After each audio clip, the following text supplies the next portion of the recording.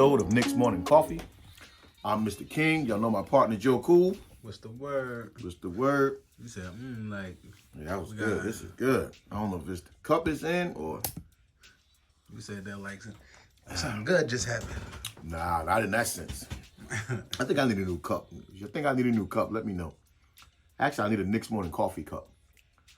Why you look at me like that? You the merch man. Hook it up. All right, well, we back, but also, remember to like, comment, subscribe.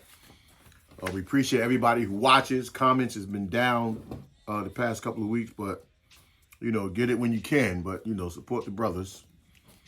All right, so let's start with, because I've been thinking about this even before I seen it. Do you think it might be a two-guard position battle for the Knicks between Grimes and Dante DiVincenzo? Nah. Because I got a feeling. I don't know, for some reason. I believe Grimes should start. For one, DiVincenzo, to me, he's more of like a Swiss Army knife. So he could come in and fill positions that's needed, almost like when we had Alec Burke the first year before we just made him the point guard. He came in and at three positions, so we was never lacking in those positions. So that's why I kind of see how he could help us, but also that those ties, to Brunson and Hart somehow might, because Jalen Brunson really been going on his campaign, talking about all the things that Dante can do for you and do for a team as far as building a championship. So then I just look at the basic tail of the tape between the comparison, and it's not that much far off shooting. They're both very good shooters, and Grimes was 38% last year, and DiVincenzo was 39%. So that's pretty much even. What helped DiVincenzo is his. Remember, he started for a little while when Curry was out. Yeah. So that his stock rose a little bit. And he had opportunity. Yeah. But I think the campaign is like, it's like in Brunson we trust now. Like, yeah. Well, remember we've been on a run of where they don't really talk bad about the Knicks organization no more. Not as much as they used to. Like ESPN and all the other channels, Fox, they don't really bash him no more. Oh no, we passed that. So now we at the stage where we got a player that a lot of people actually like. I'm gonna call it like the Jimmy Butler. You know what I mean? Like a player that comes out of nowhere and just starts blossoming. We got one of those players. His personality is coming out more. He's doing more press because he's in New York, and I think that's what they want from him. So well, Hart is like loosening him up. Cause I noticed he's smiling more. He's talking more. He's joking more. When you got a buddy, it's different though. When you got a buddy around, like but this is different. Cause when he first got there, it looked like he was just all about business. Well, yeah, because you come into a new team, even though you got some ties. You got ties there, but it's not quite the same. So now you got buddies there. Nothing like having buddies, real buddies on your team. And when you can joke with friends the way him and Hart do, that's just, it's good for your whole overall game. Right. But I got a feeling and I think he respects Grimes, but I think he'll be definitely campaigning because everything they do is even. Points per game, they both averaged around 10 points a game. Right. Their height, 165, 164. Defense, on the ball defense, I give that to Grimes. But overall defense, I give that to DiVincenzo because he's the type of guy who can get in the passing lane. He'll make more happen. Grimes will guard his man straight up. But DiVincenzo might be more of that guy. Like he sees the other sides of the court. So I don't want it to be a two-guard battle. There's nothing wrong with being pushed. Because it don't have to necessarily be the battle for starting. It could be the battle for minutes. Well, I look back to this old Knicks team that we had. I can't really remember who was on it, but I remember it was almost like we had two different lineups, right? We had a lineup that was like a defensive kind of lineup, and then we had the offensive kind of lineup. I think if they go with that approach, so say like at one point or in the beginning of the game, it's Brunson, DiVincenzo, Hart, and they kind of can do their thing and play together. But then that next unit might even be RJ, Randall, and Grimes. You know what I mean? Like, say if they can work good together. And Grimes more of an attacker, not just a shooter. Somebody that can do more. I could see them doing something like that. Well, that keeps the rotation tight. Well, that's kind of how it was the past 2 years. Our bench was, we just didn't see enough of it. But our bench was that offensive juggernaut for us. Well, before Hart got there, we didn't have that Burks kind of player. Yeah. Hart can kind of play 2-3 different things. But you had DiVincenzo, he also can play it. It's like, now it's like positionless in that area. I think the person that it probably hurts is RJ. You know what I mean? Like, where do you fit now if you can't keep up with the pace or just the system? Yeah, because they sat him. Remember, they sat him. He's working on his dribble drive penetration. You see from the half court position. Right. We know RJ can go coast to coast and drive on you. So at least he's working on. To me, nothing beats more for him working on his shooting for RJ. Yeah. But it seems like he is working on his half court drives. And you know how I feel about shooting. If you're just not a shooter, then you can still shoot. Yeah, just do what your strength is. But it's hard when the past 2-3 years when teams are like they know he can streak, he can get hot, but he's open for a reason. Right. So they set that up for him to be wide open, and you just have to shoot it for the rhythm of the game. But then what about the mid range? It's not like he's only missing from the three. It's not like at some point though he has to take that three with the flow of the game. Yeah. You got it. The position is set up. You got to take it, but he's left out there on the island. I'm not 100% sold on that, but because I'm thinking about even Kobe, Melo, Paul Pierce. These dudes made a living just shooting the midi. Yeah, but when it was given to them out there, they always took it. Yeah. Yeah, if the shots there, they took it. But even with that, and we talk about a battle that was going to be interesting to me even at the small forward, because we picked up the kid from Cleveland, Dylan Wingler. And now he's an accurate three-point shooter. He's legit 6'7". He can run the floor, he can rebound, but he can find his shot. So a guy like that coming onto your team, if RJ is struggling in those areas, a guy like that can come to your team and he can fill a need. Like we can't take nothing away from Fournier. Fournier is a shooter. To me, Fournier's problem is that he just wouldn't shoot it. He just kept putting it on the floor. And we needed his long-range bombs to keep the middle open. Right. For Julius and to do their thing. Even for the drives. Remember last year we talked about a two-guard battle, which it didn't take long for that battle to find itself because Tibbs just started going with Grimes.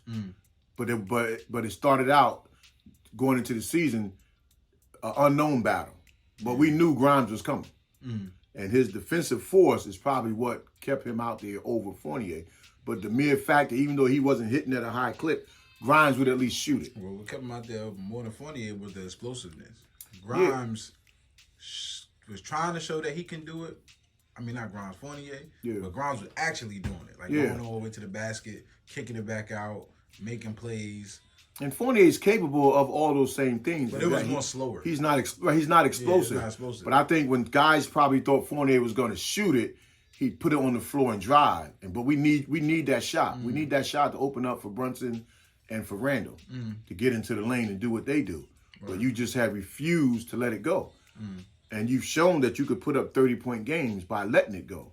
And it just wears on you after a while. And then when you get beat by your man, honestly, I would not have been mad if Fournier stayed a starter last year at that point.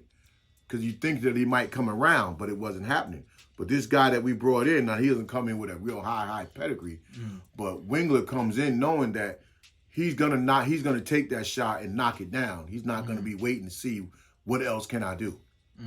I'm here to shoot, so I'm gonna shoot. And he can help rebound. So there's things going into the season that we look at. We know that point guard, center, and power forward, those are solidified as the way this team stands right now.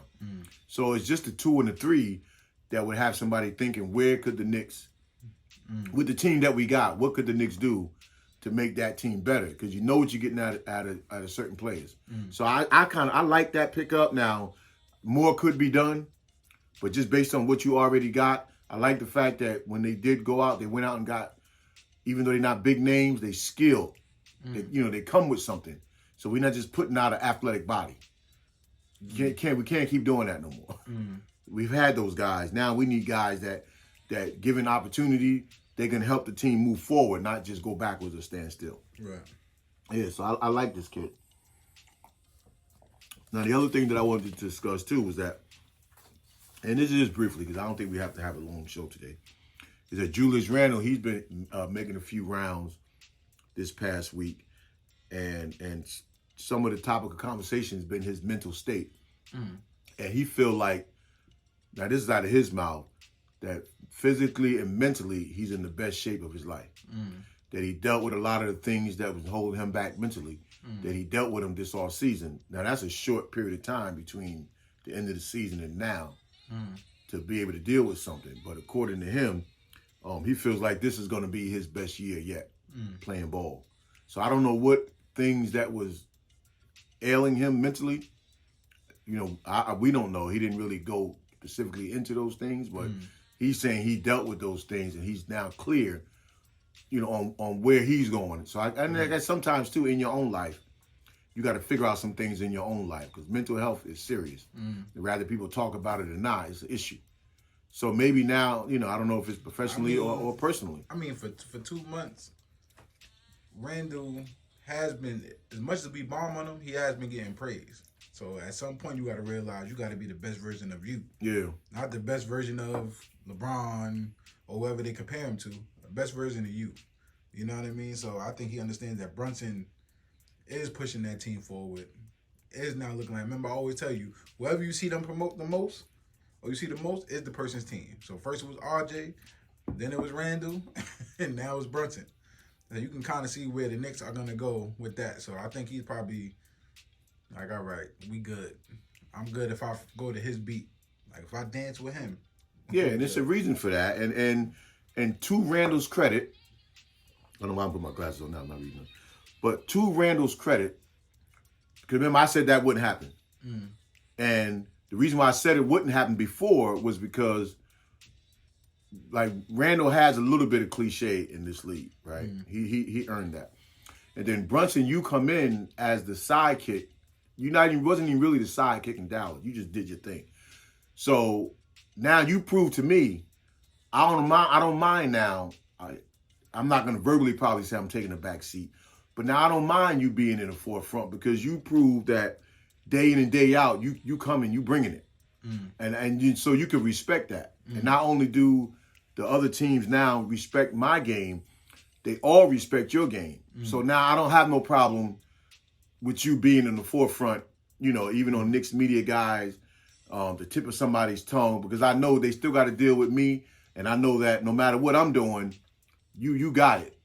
Like our point guard is solidified. Right. So that's a credit to me, to Randall, because a lot of players won't, Melo, Kobe, a lot of players won't do that. Now Randall ain't on their level, but a lot of players they not gonna give that up like that. And that also could have been part of when he say things that he's dealt with. We don't know, that could be part of what he also had to deal with. I trained to be the man, and now y'all want this guy to be the man. Well, I'm cool with that because this guy shows that he's the man. I mean, but he also thought he was alone. Remember, he had the thing with Paul George. Like, one, you come to New York. So New York, you already know players don't want to deal with that. Not everybody's built for that limelight. So they talking about you. They talking about your son. They talk about your wife. You in rumors. You know what I mean? Off court and on court. That's a lot to deal with. Yeah.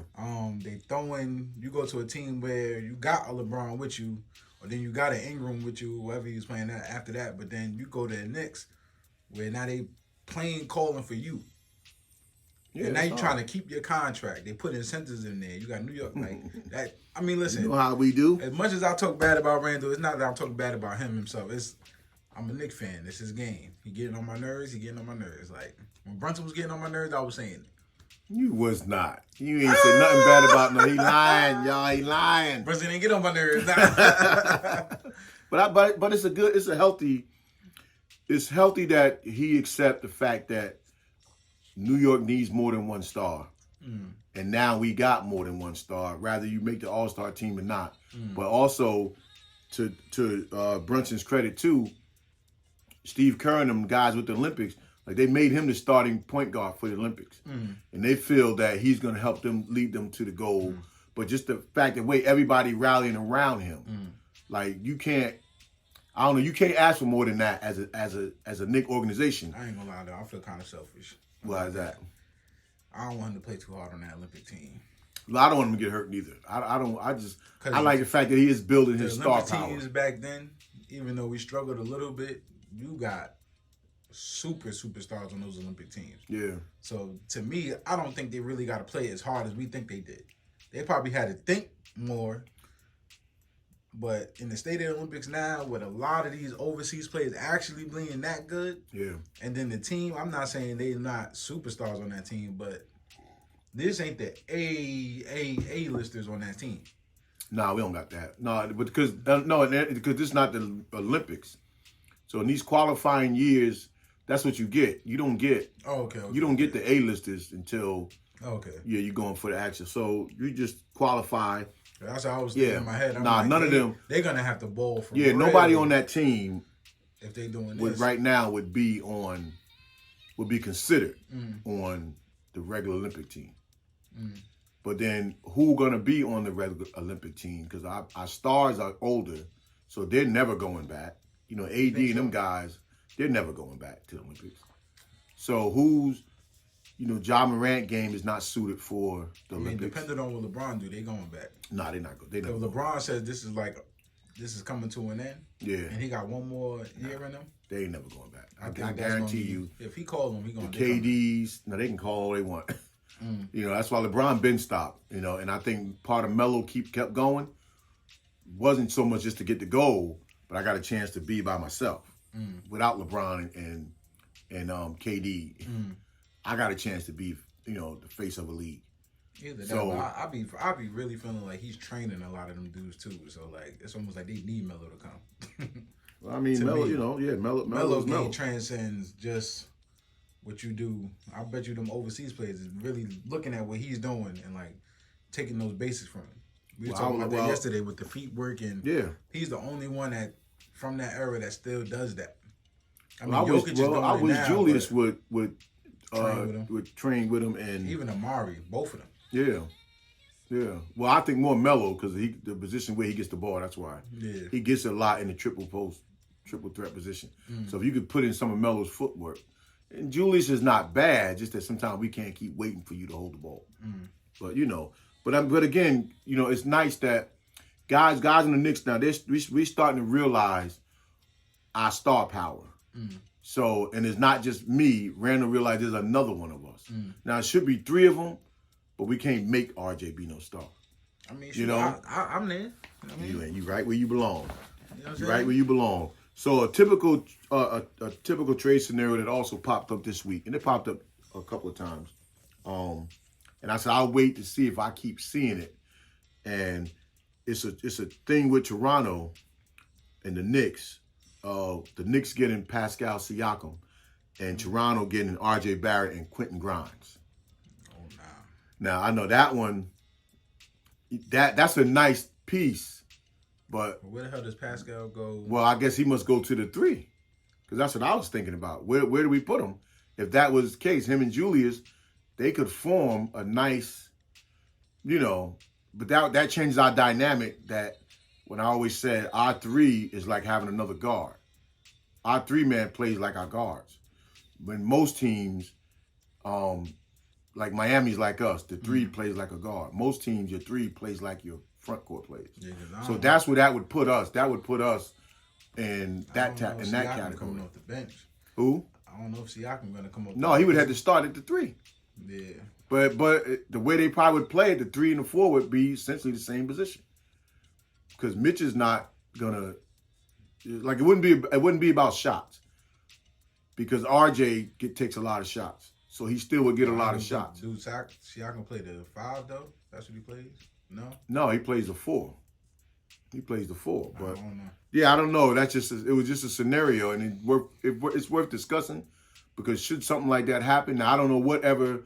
I mean, I wouldn't be opposed to it if DiVincenzo and Grimes basically play the same. Then it's like, damn, you like Grimes, but I mean, you don't lose. The good thing about our 2 guard position is you don't lose nothing no matter where you go because you still have IQ. So what's his name? Spicy P? Yeah. But I understand that I haven't heard any more talk about OG Anunoby either. No, I think that was a done deal. So yeah, so there's been no more talk about that. But you know, these things, because they said Toronto wants to build around Scotty Barnes. So they want to build around Scotty Barnes, then it makes sense to move Siakam. Yeah, they're gonna have to because he's playing like I don't care what y'all say. I'm turning into a superstar. Well, yeah, because he could be on that Morant level with the ball really in his hand. Yeah, But he's just not. It's just you got Anunoby on one side and Siakam on the other side, so that's hard. You know, that's hard for him. But that's again, the fact that if I don't, this is not coming from the Knicks, so I don't think I'm crazy. But even these things like we talked about last week with Wiggins, that just goes to show that the Knicks now being linked. We're not just being linked to the crazy superstar who you're never going to get. We're being linked to pieces that you can still build around and win with and go a little bit deeper. Because what we won, 48 games, well, we could easily win 50-something games this year just because we have guys back together for another year, meaning Brunson and them. So that's worth 6-7 more wins by itself. right. You know, as long as you don't fall off. So we on the right track. And then also speaking of that to end with, remember last week I said a power ranking came out saying that we would finish in the Eastern Conference. We would finish 6th. Well, the NBA put out their power rankings for the summer, and they had us 4th. They had us 4. I knew they was gonna do that because of Brunson. Yeah. Who else was on that? Somebody Hart. Is Grimes over there too? Grimes is the alternate. Yeah, he's on that select team. We got 3 people on that USA Well, ain't team. DiVincenzo? Is DiVincenzo on that team too? No. Yeah, somebody on it. Either Grimes or DiVincenzo. Yeah. Well, Grimes is on the select team. Ain't no way you putting 3 people on that USA team and you think we just 6. Yeah. Well, Grimes is select. But that's what we were saying. From 4 to 6, we 4 there. But I'm just gonna keep it simple and say we not in the play-in. I know that. Yeah, because they had us behind Milwaukee, we Boston, go to and the Philly. play-in. That blows my mind. That means they playing us like we. Well, I mean, you don't want to be in the play-in, but like last year, look how many good teams in the West that was in the play-in or didn't even make it. But the Heat. You know, well the Heat they had in this They went scenario. to the finals and they was in the play-in. Yeah, on this scenario, they had the Cavs 5th, and then it stopped. It was just top 5, so they didn't have the Heat. But again, none of these matter.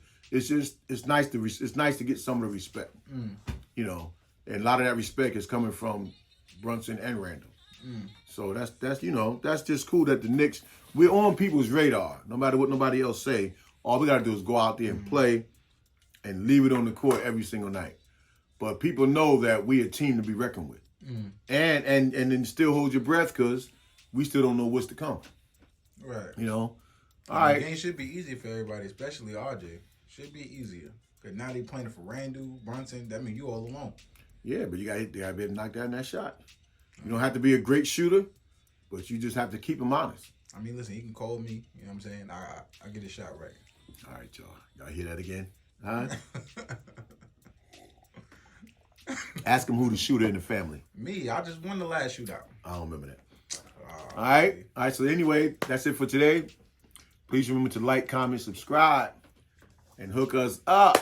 Until next time. Peace. Peace.